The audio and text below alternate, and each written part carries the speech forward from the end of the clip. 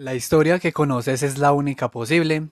Europa no solo dominó el mundo, sino que también se adueñó de su narrativa histórica. El historiador Jack Goody lo llama el robo de la historia. En este video vamos a desentrañar este robo en tres partes clave.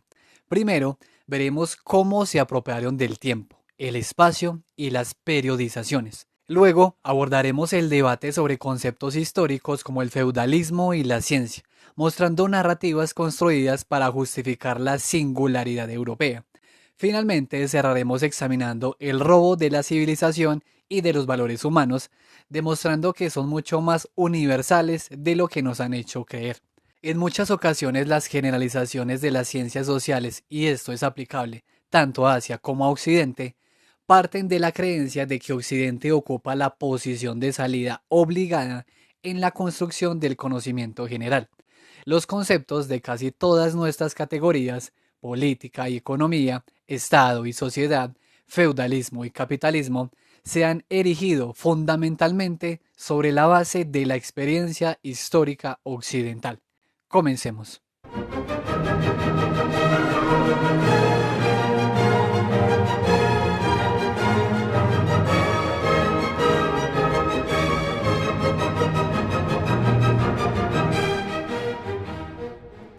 Después de su expansión colonial y la revolución industrial en el siglo XIX, Europa no solo dominó el mundo, sino que también se adueñó de cómo conceptualizamos la historia global. Impuso su propia narrativa y categorías al resto del planeta. El historiador Jack Goody describe esto como verdaderamente agresivo.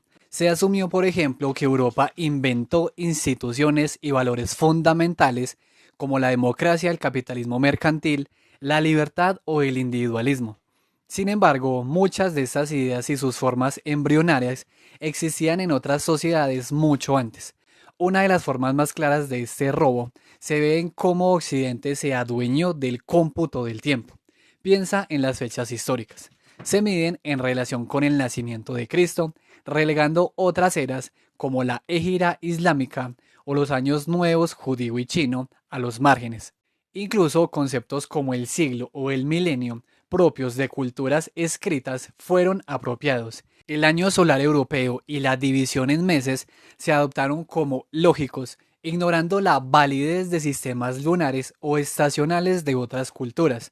La invención del reloj mecánico en Europa en el siglo XIV fue un gran avance, pero esta innovación también llevó a despreciar a pueblos que, según los europeos, vivían en un tiempo africano, incapaces de adaptarse a la disciplina del trabajo. Y ojo, porque aunque China tuvo mecanismos para medir el tiempo desde el siglo VIII, el desarrollo de la relojería mecánica se asoció casi exclusivamente con Occidente. Además, la idea occidental de un tiempo lineal en contraste con una supuesta circularidad oriental es una percepción etnocéntrica de Occidente como avanzado frente a un Oriente estático. Esta imposición no solo se limitó al tiempo, también abarcó el espacio. La expansión territorial europea demandó mapas que sirvieran como marco para la historia y la geografía. La proyección de Mercator para los mapamundis es un ejemplo clave, distorsionando el tamaño de los países del norte, Europa, para que parecieran desproporcionadamente grandes. La elección arbitraria del meridiano de Greenwich en 1884 como base para el cálculo de la longitud y el tiempo mundial es otro claro ejemplo. La influencia religiosa también marcó el espacio, con ciudades santas que naturalizaron e impusieron una geografía interna sobre otras. El robo de la historia implica el monopolio de los periodos históricos. La historia mundial se ha concebido como una secuencia de etapas exclusivas de Europa: la antigüedad, el feudalismo, el capitalismo. Esto ignoró desarrollos paralelos en otras civilizaciones. El libro propone sustituir estos modelos teleológicos que son rotundamente lineales y proyectan un fin preestablecido por una forma de hacer historia más flexible y comparativa.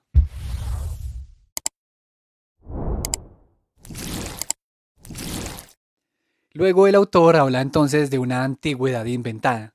En esta parte desmantela una idea muy arraigada, la de una antigüedad clásica, exclusivamente europea.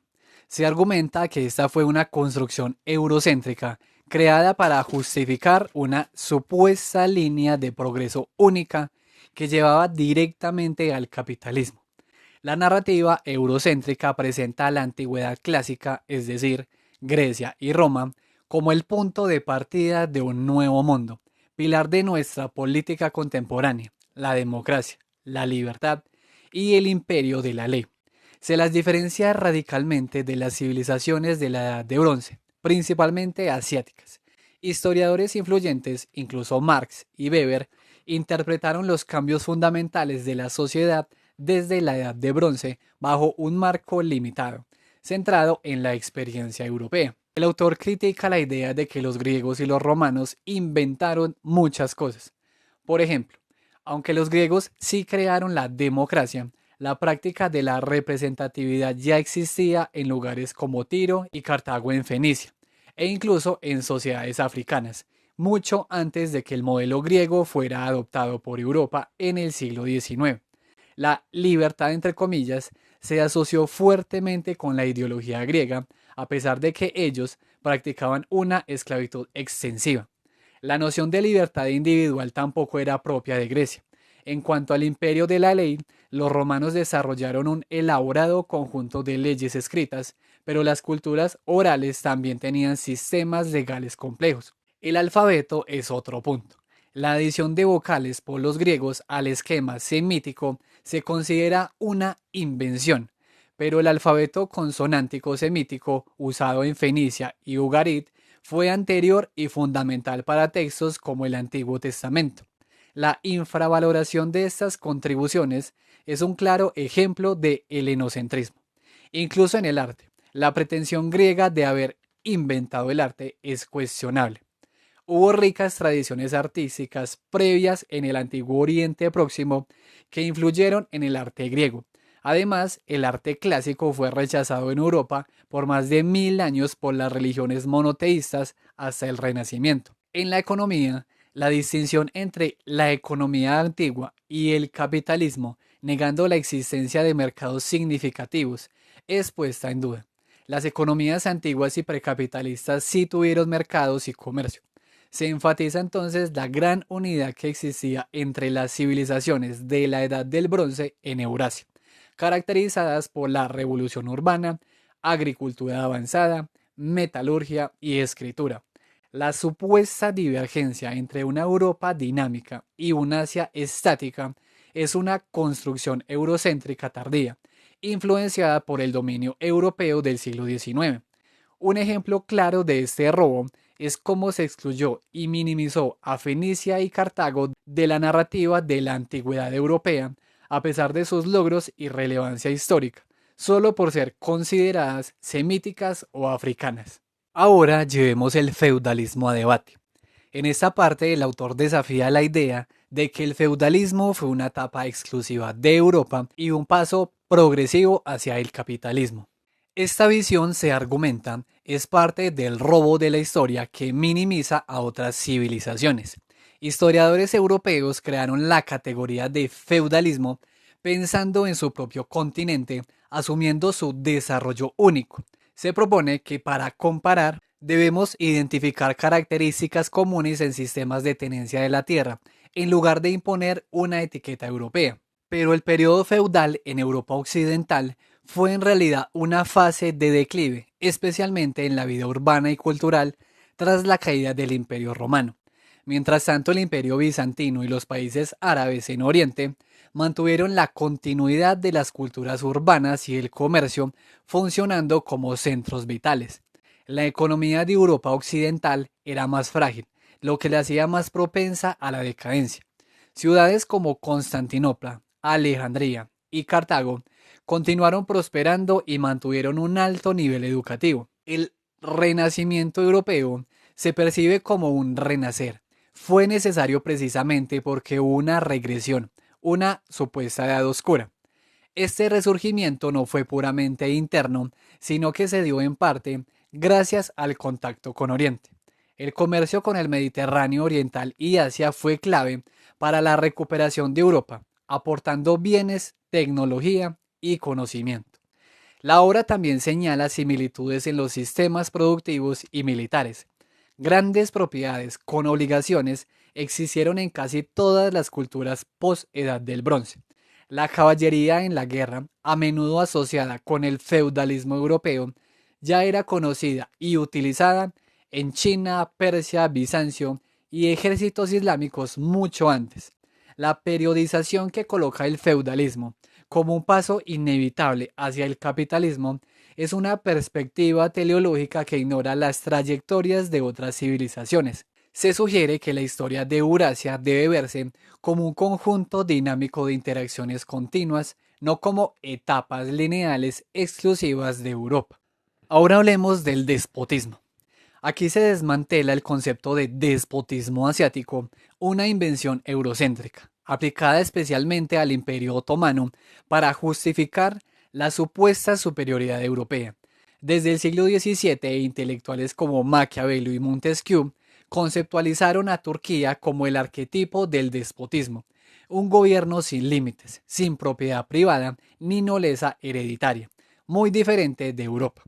Esta distinción se basó en una reinvención del concepto y una separación ideológica de Asia respecto a Europa, que se remonta a la dicotomía griega entre sus sistemas democráticos y el despotismo persa.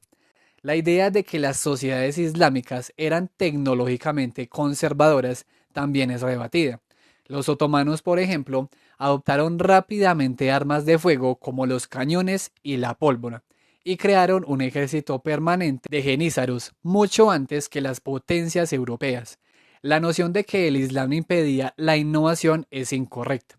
Aunque hubo restricciones religiosas, también hubo periodos de humanismo y secularismo. La caracterización de los campesinos turcos como esclavos del sultán es falsa.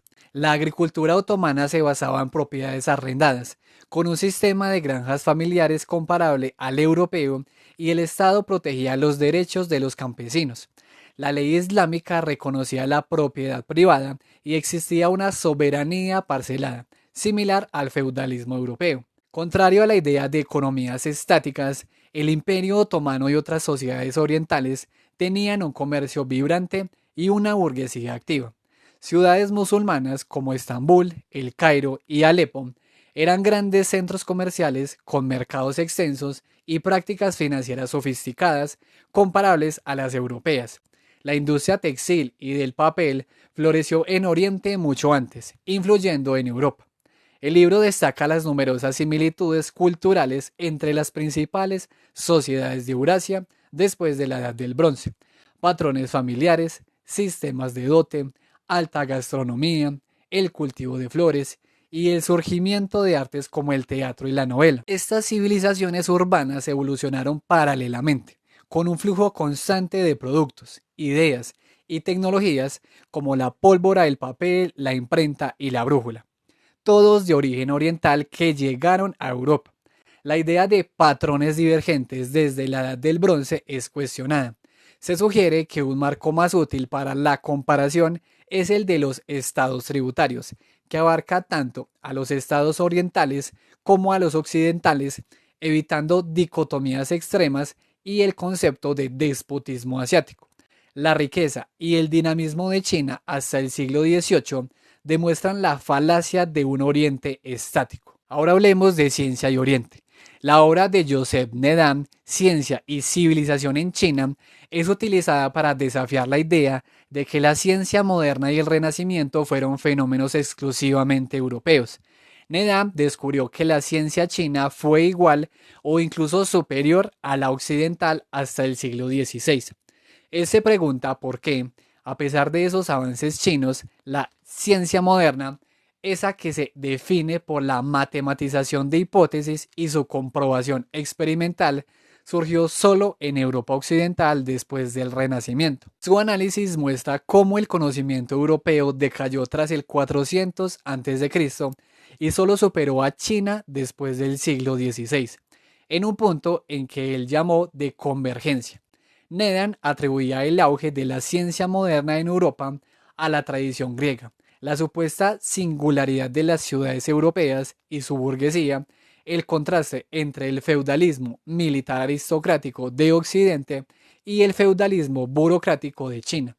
La naturaleza del cristianismo, con su intolerancia agresiva y la desacralización de la naturaleza, la reforma protestante que impulsó la alfabetización y la invención de la imprenta. Sin embargo, el libro critica la postura de Needham por ser profundamente eurocéntrica.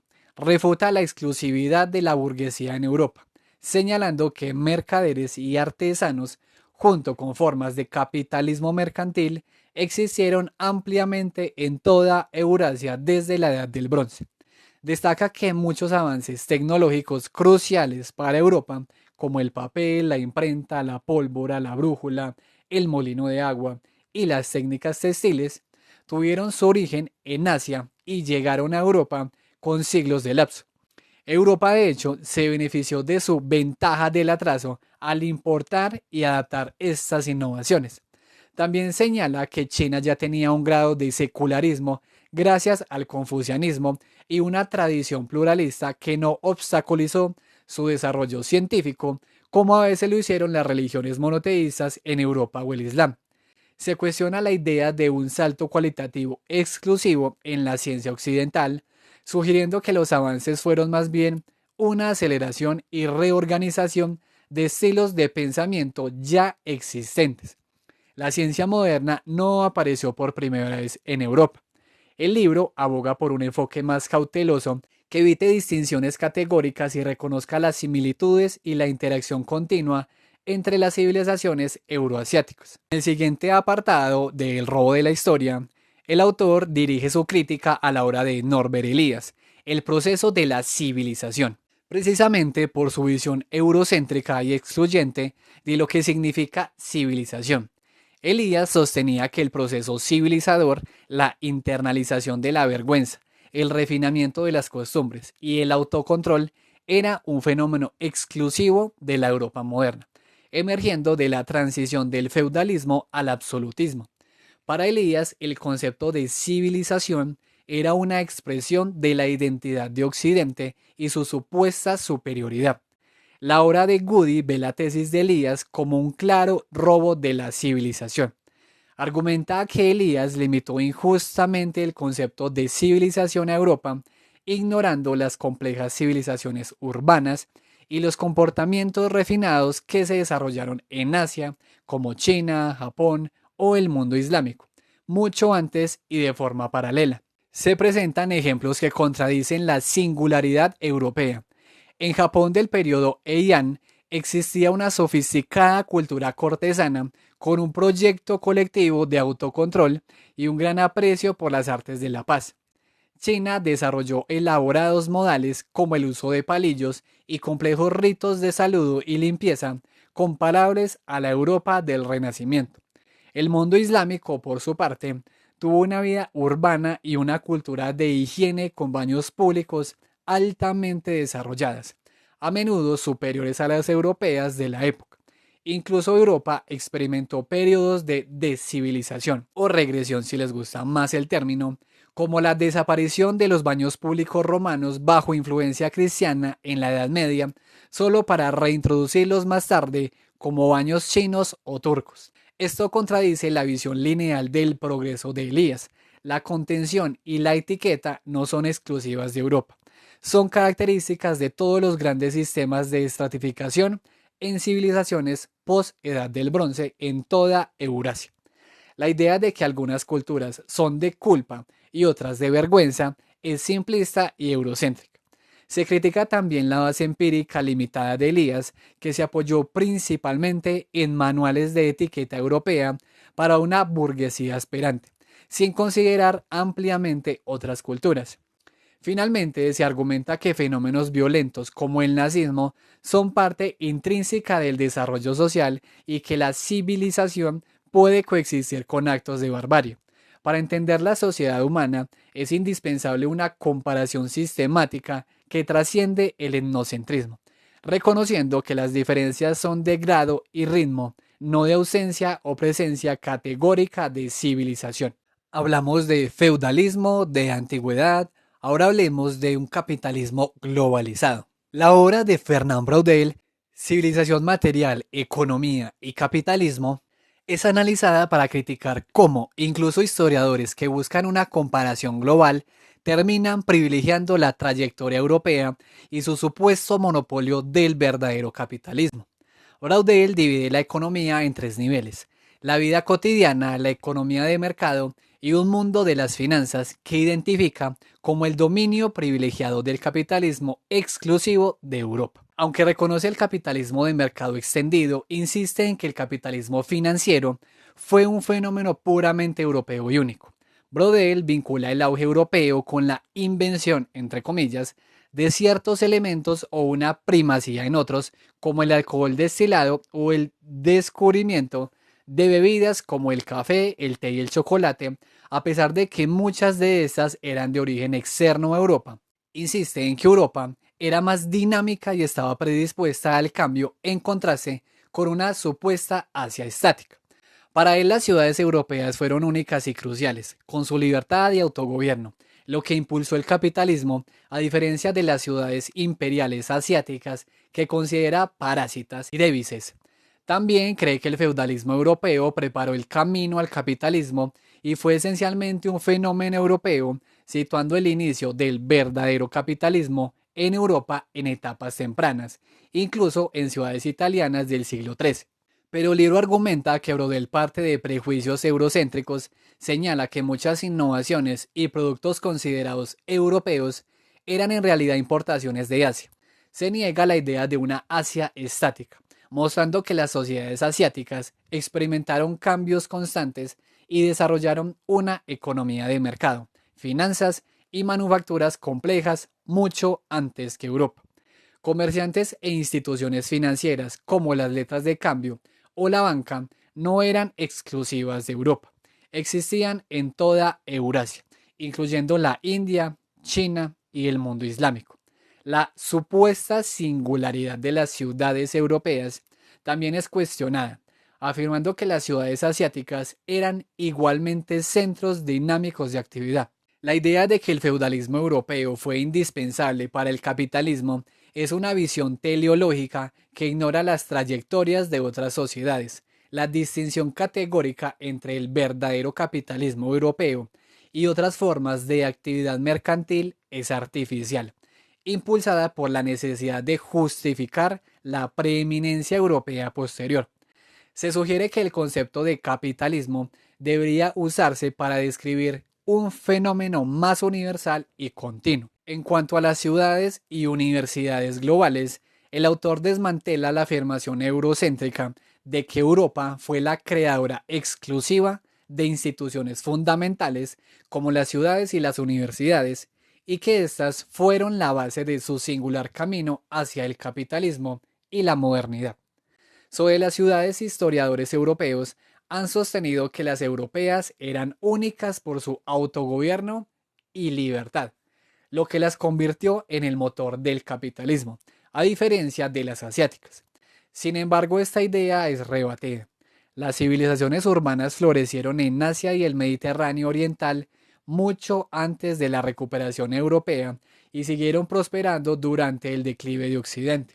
La supuesta libertad de las ciudades europeas no era exclusiva. Muchas ciudades en Asia también gozaban de cierta autonomía y dinamismo. La distinción entre ciudades libres occidentales y estáticas asiáticas es simplista.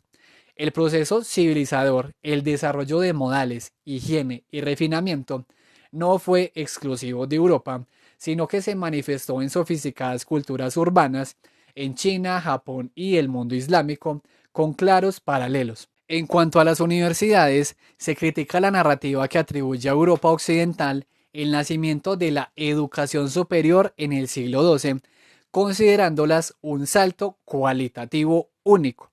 Se señala la existencia de instituciones de educación superior en el mundo islámico, como las madrasas, y en China, con la Gran Escuela, siglos antes que las universidades europeas. Estas instituciones orientales ofrecían programas de estudio avanzados en matemáticas, medicina y otras disciplinas no religiosas. El libro destaca que Europa experimentó una represión significativa en la educación y el conocimiento secular durante la temprana Edad Media, en parte por la clausura de instituciones clásicas por la Iglesia cristiana. El Renacimiento europeo fue en muchos casos una recuperación de lo perdido, facilitado por el contacto precisamente con el mundo islámico, que había preservado y avanzado el saber clásico. La idea de que estas instituciones europeas eran intrínsecamente diferentes o que fueron las únicas que condujeron al capitalismo es una historia teleológica que ignora la continuidad y los paralelismos entre Oriente y Occidente y por supuesto tiene mucho positivismo del siglo XIX. Ahora adentrémonos en una de las apropiaciones más ambiciosas de Europa, la de valores fundamentales. Europa ha reclamado de forma desproporcionada la invención y el monopolio del humanismo, la democracia y el individualismo, presentándolos como exclusivamente suyos y como la base de su modernidad y capitalismo. Pero estas afirmaciones son exageradas y, como ya hemos visto, ignoran su presencia y desarrollo en otras sociedades.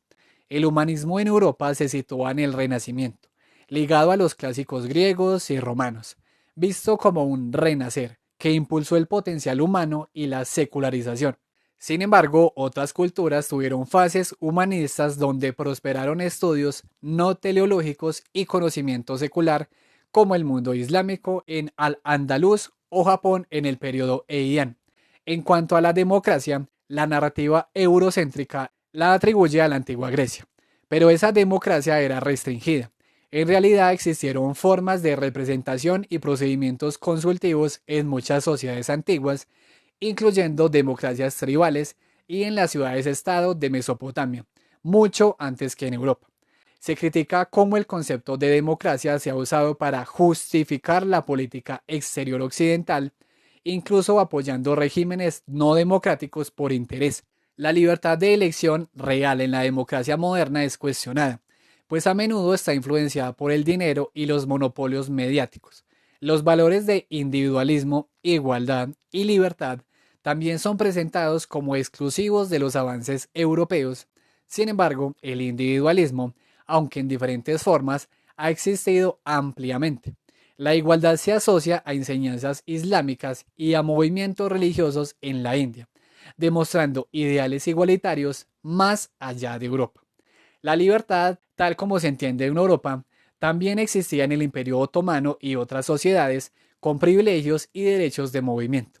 La libertad es un concepto relativo, no absoluto, a menudo definido en contraste con un otro, considerado despótico. Estos valores humanos son universales, aunque con variaciones contextuales. La pretensión europea de exclusividad es insostenible. Ahora pasemos a una de las afirmaciones más audaces del eurocentrismo, la idea de que Europa inventó emociones, en particular el amor romántico, asociado a los trovadores del siglo XII. Esta idea se usa para justificar la singularidad y modernización europea, pero el amor, en sus diversas formas, es una emoción universal con expresiones elaboradas en múltiples culturas. La narrativa predominante en Europa sitúa el amor cortés en la poesía trovadoresca del siglo XII, presentándolo como un nuevo sentimiento. Pero esto es un espejismo.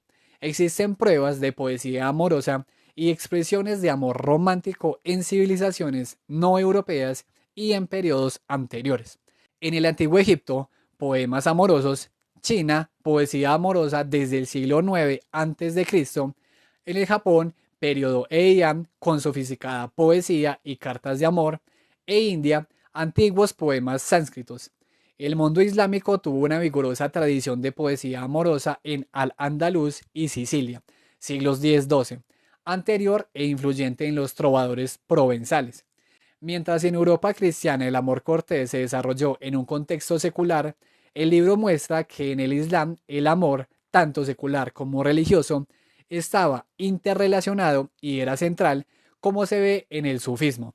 Las grandes religiones monoteístas usan la misma palabra para el amor divino y terrenal, mostrando una fusión. La distinción drástica entre amor carnal y espiritual no es exclusiva de Europa, ni tampoco la ambivalencia hacia la sexualidad. Finalmente, la sociología histórica occidental ha vinculado el amor romántico con la familia nuclear europea y su supuesta contribución al capitalismo y la modernización. Se argumenta que Inglaterra, con sus hogares pequeños y libertad de elección de pareja, fue un precursor.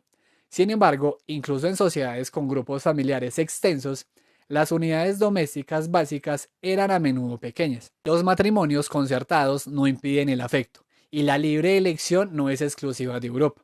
La apropiación del amor ha tenido consecuencias políticas, utilizándose para justificar el imperialismo.